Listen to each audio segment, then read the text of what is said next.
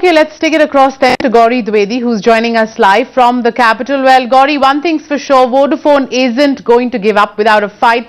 To that extent, would you call this a logical move, really? That is correct, Tanya. This is the next logical move for the company. It tried diplomatic channels, it won the Supreme Court case, and then of course retrospective tax laws. It tried to rally the international corporates around it, and of course none of that was really leading to any fruitful ending. So the company decided that it must invoke the bilateral investment treaty between India and the Kingdom of Netherlands. It's the Dutch subsidiary which has sent this notice of dispute to the Indian government. It sent the notice to the Prime Minister with copies to the Law Minister, the Telecom Minister, and of course the Finance Minister. At the heart of the dispute really is Vodafone's purchase of Hutch's India operations in 2007. The taxman thought that there should have been a tax liability of 12,000 crore rupees. Vodafone won the case in Supreme Court, but now it's up in arms as far as the retrospective changes in the tax law is concerned. They feel that's actually a breach of trust. And the fact is that it's a denial of justice, given the fact that bilateral investment treaty protects the interest of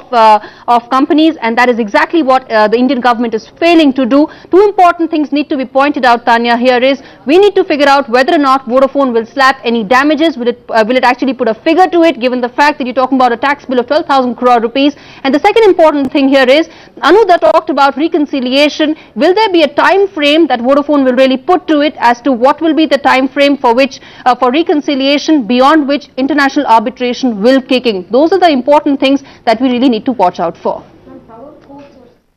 I don't think retrospective legislation changes are good for investor confidence.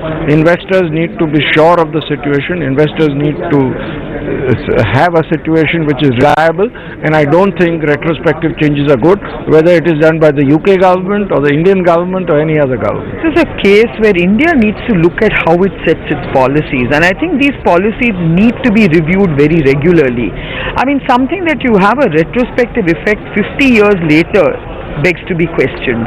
I think such corrections or clarificatory kind of matters need to have a prospective effect.